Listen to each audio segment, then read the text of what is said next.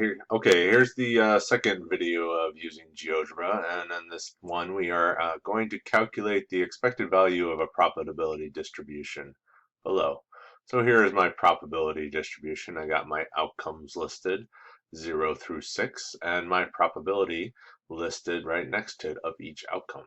So what we're going to do is basically a weighted mean idea. So this occurs 15% of time for 0. 0 occurs 15% of the time.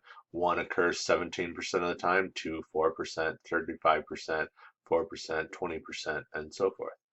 So if we want to calculate the mean, then we have to take that into consideration. So I'm going to multiply these two together, multiply these two together, multiply these two, and so forth and so on. GeoGebra just does the weighted mean, so let's talk about how we do this. We don't necessarily need GeoGebra here, but I would like you to try it out to actually just get used to GeoGebra and how to use it.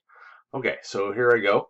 So what I'm going to do first is I'm going to enter the data. I'm going to enter the first set of data, the outcomes, in a set in GeoGebra. So I need a set. So I'm going to call it something. I'm going to call it A.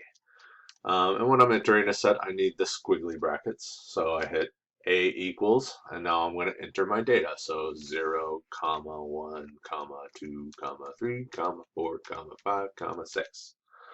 That's all my data for my outcomes. I hit enter at this stage, and my outcome data is listed.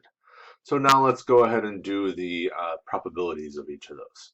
So I got to make sure my data is entered correctly, and I need to name it. So let me name it. So I'm going to name it B. A little obvious choice, I know. Maybe a little boring. You can name it whatever you want, really. So all I need to do is enter the data here. So I'm talking about this column of data. So I'm going to enter it as is from top down. So here I go, 0.15, comma, 0.17, comma, 0.04, comma, 0.35, comma, 0.04, comma, 0.2, comma, 0.05. And that is all my data for my probability distribution, both the first column, which is the outcomes column, and the probability column. So just checking it over, 0, 1, 2, 3, 4, 5, 6, and 0.15, 0.7, 104, 35, 04, 0.2, 05. So I don't need the zeros in front, but I just went ahead and put them there since we're entering the data as is. But I don't really need them, so you can get rid of them, but you need the decimal for sure. So there we go. All right, so I got my two sets of data. Now I'm going to calculate a weighted mean. So let me just start typing in mean. All right, GeoGebra on the computer will then pre-populate the different things.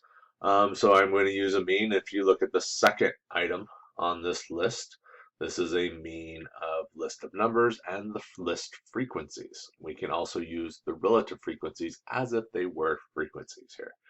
So I want to calculate this mean, but it doesn't really matter. I don't need to know which one to do. Okay, so both are essentially the same. This comma that separates them will essentially tell GeoGebra that I have my list of numbers and my list of frequencies, or relative frequencies in this case. So I'm just going to type it in. So like if you were taking a test, I would type in mean, parentheses, and then I would use my two data. So my first list is my outcomes. So here's my list of data. A, referring to the A above. All right, notice it took the mean of that data.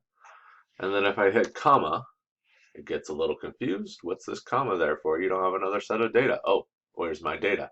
So let me say B. And immediately it calculates the weighted mean. If I hit enter, then I'm done. And 2.76 is the weighted mean. So just to show you that it works, let's go ahead and take these things and use GeoGebra as a regular calculator.